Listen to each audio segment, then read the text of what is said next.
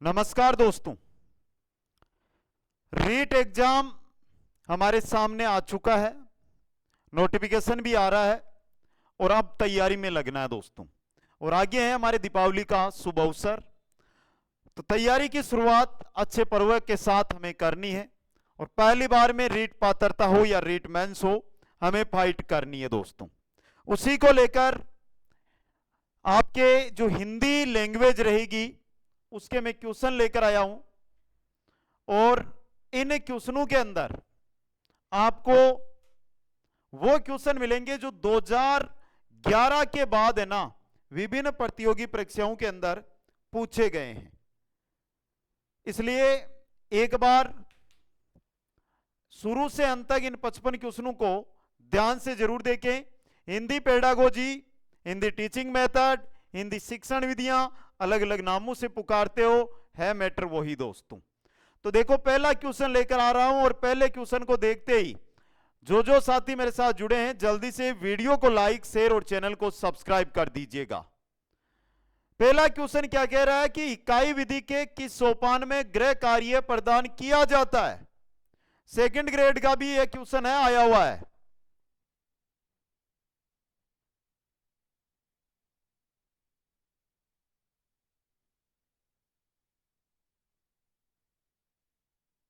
उत्तर बताने का कष्ट कीजिएगा। कौन सा चरण है भाई, कौन सा सोपान? चतुर्थ सोपान। ऑप्शन 4 है जो यहां पे सही रहेगा।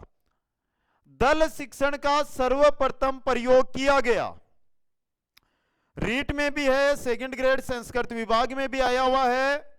और दल शिक्षण का पहला प्रयोग है वो किया गया था हार्वर्ड विश्वविद्यालय के अंदर। कहां पर? हार्वर्ड विश्वविद्यालय के अंदर दोस्तों।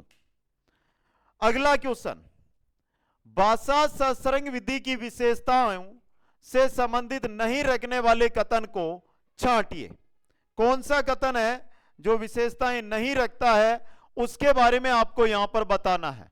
काफी इंपॉर्टेंट और काफी बेहतरीन क्वेश्चन आपके लिए यह रहेगा दोस्तों। ऑप्शन 4 आपको दिए हुए हैं। इस विधि में भाषा की शिक्षा के साथ व्याकरण की शिक्षा दी जाती है। भाषा के साथ ही व्याकरण का ज्ञान भी इस विधि के अंदर करवाया जाता है दोस्तों। इस विधि में व्याकरण का सैद्धांतिक ज्ञान न दिया जाकर व्यवहारिक ज्ञान दिया जाता है। यह नहीं कि सिद्धांत बताए जाते हैं, बेसिक व्यवहारिक ज्ञान होता है वो इस विधि के अंदर बताया जाता है। इस विधि में व्याकरण का व्यवहारिक ज्ञान न देकर सैद्धांतिक ज्ञान दिया जाता है, तो यह गलत है आपका। तीसरा ऑप्शन यहां पर आपका क्या हो गया? गलत हो गया दोस्तों। चौथा भी देख लीजिए, इस प्रणाली में व्याकरण के नियमों का ज्ञान कराए बिना भाषा के शुद्ध रूप का प्रयोग सिखाया जाता है। भाषा का जो शुद्ध रूप होता है उसका प्रयोग इस विधि के अंदर सिखाया जाता है दोस्तों। अगला क्वेश्चन, रेखीय अभिकर्मित अनुदेशन का दूसरा नाम क्या होता है? रेखीय अभिकर्मित अनुदेशन, और इसका दूसरा जो नाम है वो क्या होता है? बाह्य अभिकर्मित अनुदेशन। क्या होता है? बाह्य अभिकर्मित अनुदेशन दोस्तों। Important question. नेक्स्ट अगला क्वेश्चन है, निम्न में से कौन सी विधि अपेक्षाकृत वे साध्य मानी जाती है? वे साध्य यानी अधिक खर्चीली विधि कौन सी विधि मानी जाती है? सैनिक विधि, भाषा शिक्षण यंत्र विधि। अब आप है जो भाषा का शिक्षण कराएंगे और उसके यंत्र लेकर आएंगे, तो वे होगा, तो भाषा आपकी कौन सी रहेगी?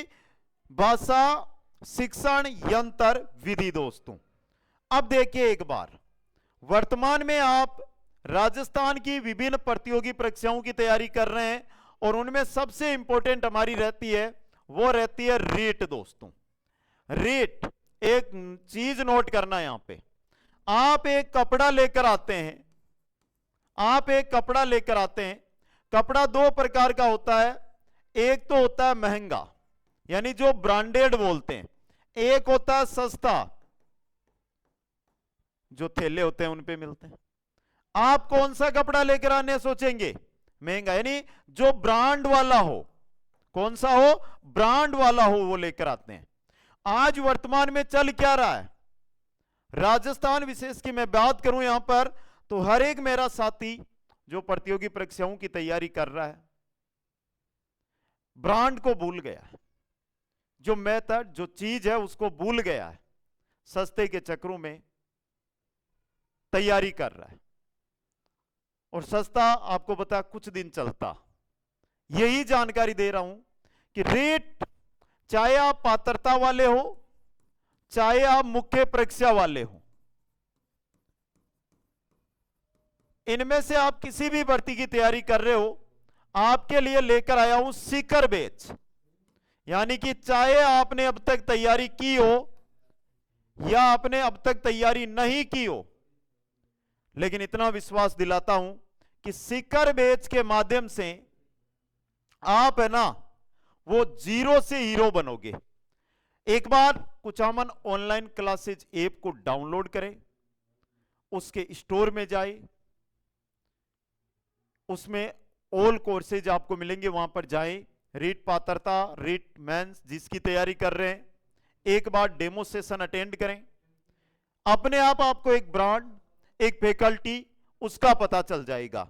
एक बार अगर मैं टीम केओसी की फैकल्टी आपके सामने लेकर आने की बात करता हूं, तो चलिए टीम केओसी की फैकल्टी भी पर भी आपकी नजर डाल देता हूं, जो आपको अलग अलग विषय, अलग अलग टीचर के माध्यम से, और वो फैकल्टी जो पिछले कम से कम मिनिमम 6 से 7 साल से इसी अध्ययन के कार्य में लगी हुई है। दोस्तों, ये टीम है हमारी सच होता सपना कुचामन ऑनलाइन क्लासेज के साथ, और टीम केओसी कंप्लीट आपके साथ है, जिसके अंदर अलग अलग विषय के अलग अलग टीचर आपको देखने को मिलने वाले हैं। दोस्तों, हर एक विषय की वो फैकल्टी जो पिछले 7 से 14-15 साल से रेगुलर शिक्षक भर्तियों की तैयारी में लगी हुई है।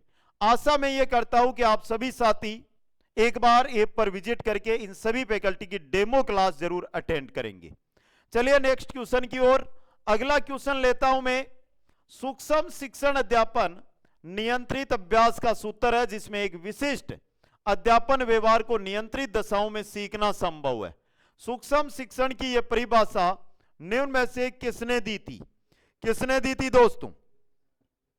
किसने दी थी? एलन और ईव ने। किसने दी थी? एलन और ईव ने यह परिभाषा दी थी। नेक्स्ट, अध्यापक का सहमति में सिर हिलाना किस पुनर्बलन के अंतर्गत आता है? कौन सा पुनर्बलन होता है? ये होता है सकारात्मक अशाब्दिक पुनर्बलन। भाई हम पढ़ रहे हैं हिंदी, और हिंदी के अंदर त्रुटि नहीं होनी चाहिए। यहां पर जो ऊपर अनुस्वार लगा हटा दो इसे। सकारात्मक अशाब्दिक पुनर्बलन, देखो सकारात्मक यानी सर हलाया है, इसका मतलब उसने यस बोला है, बोला तो कुछ ही नहीं ना, तो अशाब्दिक पुनर्बलन। अगला क्वेश्चन, संचालन, हाव भाव, मौखिक दर से परिवर्तन, विराम आदि घटक निम्न में से किस सूक्ष्म शिक्षण कौशल के घटक है? किसके हैं ये? यह उद्दीपन परिवर्तन कौशल के, उद्दीपन परिवर्तन कौशल के। दोस्तों, क्वेश्चन नंबर 9 है, श्रवण पठन लेखन आदि किस उद्देश्य के अंतर्गत आते हैं? श्रवण पठन लेखन ये सभी कौशलात्मक उद्देश्य के अंतर्गत आते हैं। किसमें? कौशलात्मक उद्देश्य में। कुछ विशिष्ट उद्देश्यों की पूर्ति हेतु विद्यार्थियों को ऐसी एक दूसरे की पूरक अनुभूतियों से युक्त क्रियाएं कराना जो मिलकर एक इकाई बन जाती है। उपरोक्त कथन निम्न में से किससे संबंधित है? किससे संबंधित है? इकाई योजना से। किससे है? इकाई योजना से। क्वेश्चन नंबर 11, सीतावादे किस तरह की शिक्षण सहायक सामग्री है? सीतावादे, सीतावादे एक सर्वे सामग्री होती है। कैसी होती है? सर्वे सामग्री। नेक्स्ट, निम्नांकित में से कौन सा जोड़ा सुमेलित नहीं है? जो सुमेलित नहीं है वो आपको यहां पर बताना है। दोस्तों, जो सुमेलित नहीं है वो बताना है। पहला देखिए, विश्वसनीयता, छात्रों द्वारा प्राप्त अंकों में विचलन ना हो तथा पुनः मूल्यांकन के पश्चात भी अंक समान हो तो वो क्या कहलाता है? विश्वसनीयता कहलाता है। वस्तुनिष्ठता, परीक्षक की रुचि, भावना, दृष्टिकोण का मूल्यांकन पर प्रभाव नहीं पड़ता है।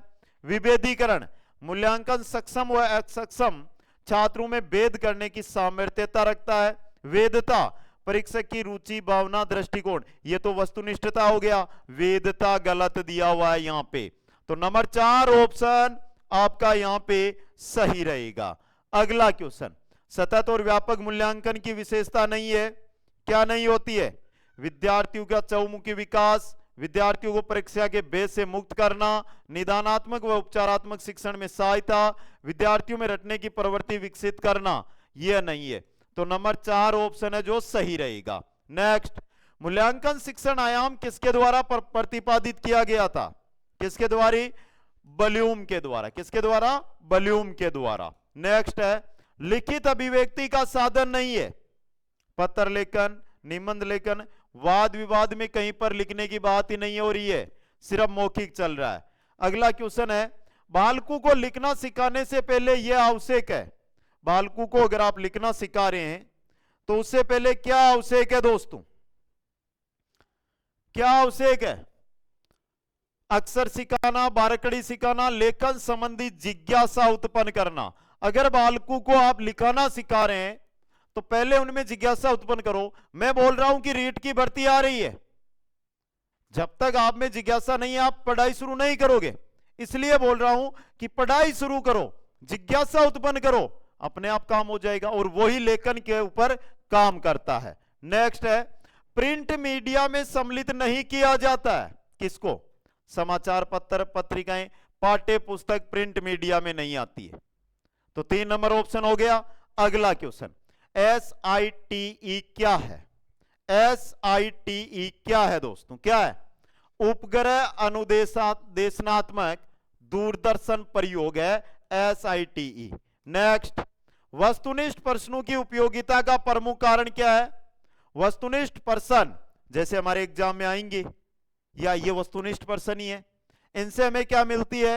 निष्पक्ष मूल्यांकन मिलता है। यहां पे क्वेश्चन 20, विचारों की अच्छी अभिव्यक्ति किस प्रकार के प्रश्नों में हो सकती है? विचार अपना लिखना चाहते हैं, जैसे मैं हूं, मैं अपना विचार है वो आपको बताना चाहता हूं, मैं अपने विचार आपको लिखकर बताना चाहता हूं, तो उसकी अच्छी अभिव्यक्ति है वो कहां पर होगी? निबंधात्मक प्रश्नों में। आप किसी को लेकर कोई निबंध लिखोगे तो वहां पर आप अपने खुलकर विचार लिख सकते हो। क्या वस्तुनिष्ठ या लघुतरात्मक प्रश्नों में लिख सकते हैं? नहीं लिख सकते। अगला क्वेश्चन, किसने मूल्यांकन प्रक्रिया को त्रिमुखी बताकर त्रिकोण के रूप में प्रस्तुत किया था? किसने प्रस्तुत किया था दोस्तों? इंपॉर्टेंट क्वेश्चन, किसने? ब्लूम ने। किसने? ब्लूम ने। नेक्स्ट है, उपचारात्मक शिक्षण के द्वारा क्या किया जाता है? अध्यापकों की कमियों का उपचार, छात्रों के घायल होने पर उपचार, छात्रों की कमजोरी का निदान कर उसे दूर करने हेतु शिक्षण कार्य करते हैं। उपचारात्मक शिक्षण होता क्या है? सबसे पहले उपचारात्मक शिक्षण, पहले तो जैसे कोई छात्र है उसकी कमी क्या है उसका पता लगाओ, उस कमी का पता लगने के बाद उस कमी को दूर करो, यह उपचारात्मक शिक्षण होता है दोस्तों। अगला क्वेश्चन, उच्चारण सुधारने का कार्य किन कक्षाओं में करना चाहिए? अगर बोलने में गलती आ रही है तो इसको सुधार का कार्य प्रारंभिक कक्षाओं में ही कर लेना चाहिए। नेक्स्ट, हिंदी भाषा शिक्षण की विधि अनुकरण विधि है, आगमन निगमन विधि है, भाषा प्रयोगशाला है, मतलब तीनों है, तो उपयुक्त सभी 4 नंबर ऑप्शन। नेक्स्ट, गृह कार्य का मुख्य उद्देश्य क्या होता है? बता दो भाई। गृह कार्य का मुख्य उद्देश्य है पढ़ाए गए पाठ को दोहराने के लिए अवसर देना। नंबर 2 ऑप्शन सही रहेगा। भाषा शिक्षण के उपागम, पहला है पाठ सश्रृंग उपागम और रचना शिक्षण उपागम, उक्त 1 व 2 दोनों, यानी 3 नंबर ऑप्शन सही रहेगा। नेक्स्ट, छात्रों के शब्द भंडार में वृद्धि करने का उपाय, छात्रों के शब्द भंडार में वृद्धि करने का उपाय, शब्दकोश का उपयोग, छात्रों में स्वाध्याय की प्रवृत्ति को बढ़ाना, शिक्षक द्वारा अच्छे व नए शब्दों का प्रयोग, यानी उक्त सभी। ऑप्शन 4 सही रहेगा। नेक्स्ट, आगमन विधि के रूपों की संख्या है, कितने रूप होते हैं? आगमन विधि के 2 रूप होते हैं। ऑप्शन 2 सही रहेगा। शिक्षण कौशल का उपयोग किया जाता है किसमें? कक्षा के अंदर और कक्षा के बाहर, दोनों जगह, तो दोनों में ही। 3 नंबर ऑप्शन आपका यहां पे है जो सही रहेगा। नेक्स्ट, प्रश्न पत्र निर्माण करने से पूर्व निम्न में से किस प्रपत्र को तैयार किया जाता है? किस प्रपत्र को तैयार किया जाता है? ब्लूप्रिंट को। किसको? ब्लूप्रिंट को दोस्तों। क्वेश्चन 31, सर्वे दर्शे सामग्री नहीं है, छाया चित्र, यह दर्शे सामग्री है सिर्फ। क्वेश्चन 32, मौखिक अभिव्यक्ति कौशल का विकास करने का सशक्त माध्यम, विद्यालय पत्रिका नाटक, वाद विवाद होता है। क्या होता है? वाद विवाद। नेक्स्ट है, मूल्यांकन का आवश्यक गुण क्या है? वस्तुनिष्ठता है, विश्वसनीयता है, वेदता है, यानी उक्त सभी। ऑप्शन 4 सही रहेगा। नेक्स्ट, भाषा दक्षता का प्रारंभिक कौशल, भाषा में दक्षता प्राप्त करना चाहते हैं या जो कौशल है उनमें पहला कौशल होता है सुनना। सुनो, ज्यादा से ज्यादा सुनो, बोलो कम। अगला क्वेश्चन, भाषा शिक्षक का विशेष अनिवार्य गुण क्या होता है? भाषा शिक्षक है तो देखो यहां पर ये रहा, पहली बात तो इसको उठाओ, शुद्ध उच्चारण। क्या होता है? शुद्ध उच्चारण। नेक्स्ट, निम्न में से उपलब्धि परीक्षण निर्माण का चरण नहीं है। कौन सा चरण नहीं है? तो देखिए, छात्रों की कमियों के कारणों की जानकारी प्राप्त करना, यही नहीं है। अगला क्वेश्चन, भावात्मक पक्ष के मान हेतु उपयुक्त मापनी है। भावात्मक पक्ष के मान हेतु उपयुक्त मापनी अभिवर्ती मापनी। कौन सी होती है? अभिवर्ती मापनी। नेक्स्ट, भाषा का मुख्य कौशल, भाषा का मुख्य कौशल सभी है, चारों ही कौशल होते हैं तो उपयुक्त सभी। नेक्स्ट, योजना शिक्षण विधि के प्रवर्तक, योजना शिक्षण विधि और उसके प्रवर्तक थे W.H. Kilpatrick, W.H. Kilpatrick. Next है, छोटे बालकों की कल्पना शक्ति विकसित करने का माध्यम है। क्या है? छोटे बालकों की कल्पना शक्ति है तो उन्हें परियों की कहानियां सुनाओ। उन्हें क्या करो? परियों की कहानियां सुनाओ। नेक्स्ट है, भाषा शिक्षण के सिद्धांत, भाषा शिक्षण के सिद्धांत प्रेरणा का सिद्धांत, क्रिया द्वारा सीखने का सिद्धांत, जीवन से जोड़ने का सिद्धांत, यानी उपयुक्त सभी। ऑप्शन 4 सही रहेगा। नेक्स्ट, भाषाई कौशल यथा सुनना, बोलना, पढ़ना, लिखना का विकास किस कक्षा तक पूर्ण हो जाना चाहिए? किस तक? कक्षा 5 तक। किस तक? कक्षा 5 तक। नेक्स्ट है, छात्र की मौखिक अभिव्यक्ति की योग्यता का मूल्यांकन करते समय निम्न में से आवश्यक है क्या? शुद्ध उच्चारण, उचित गति, व्याकरण सम्मत भाषा का प्रयोग, यानी उपयुक्त सभी। ऑप्शन 4 सही रहेगा। श्रवण कौशल को विकसित करने के लिए उपयुक्त प्रणाली, श्रवण कौशल को करना है, सुनना है, खेल प्रणाली। कौन सी होती है? खेल प्रणाली। नेक्स्ट, प्रयोजना विधि में कितने मुख्य सोपान प्रयुक्त होते हैं? कितने होते हैं? 6 सोपान। कितने होते हैं? 6 सोपान। नेक्स्ट, विशिष्ट से सामान्य का सिद्धांत निम्न में से किसमें प्रयोग होता है? विशिष्ट से सामान्य का आगमन विधि में प्रयोग किया जाता है। अगला है, अच्छे प्रश्न पत्र की क्या विशेषता होती है? अच्छा प्रश्न पत्र है ना, उसमें वेदता और विश्वसनीयता होनी चाहिए, 1 व 2 दोनों, यानी नंबर 3 ऑप्शन सही रहेगा। अगला क्वेश्चन है, कौन सी प्रक्षेपित सामग्री है? प्रक्षेपित सामग्री बुलेटिन बोर्ड OHP है, 2 नंबर ऑप्शन। नेक्स्ट, सहस्वर वाचन का अभ्यास कराने के लिए सबसे उपयुक्त साधन क्या है? सहस्वर वाचन का अभ्यास कराने के लिए क्या है? सामूहिक वाचन। क्या है? सामूहिक वाचन। नेक्स्ट, मौन वाचन कब शुरू करना चाहिए?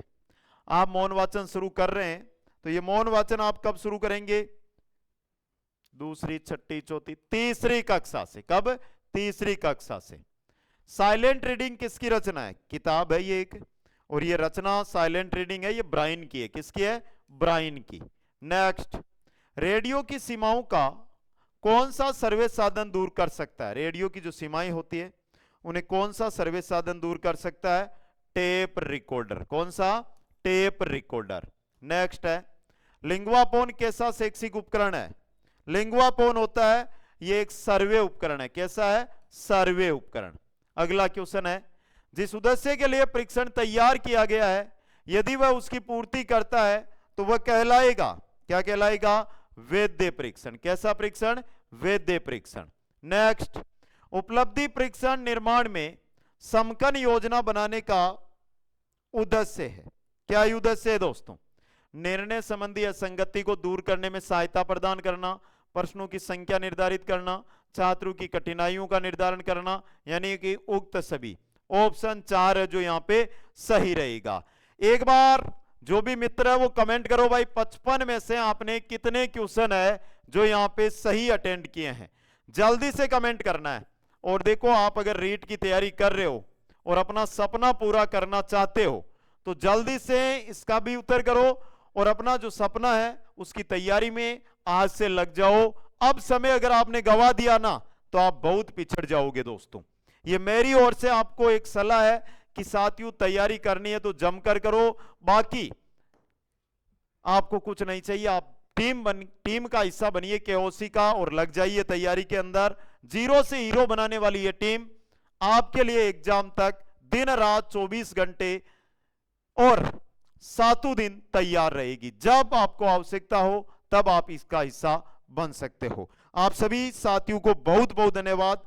मिलूंगा अगली क्लास अगले टॉपिक, और अगले टॉपिक में मैं शिक्षण विधियों के टॉपिक अनुसार क्वेश्चन भी आपको करवाऊंगा, इसलिए चैनल को सब्सक्राइब करके बेल आइकन को दबाकर रखना, वीडियो को लाइक शेयर और जरूर करना। जय हिंद, जय भारत,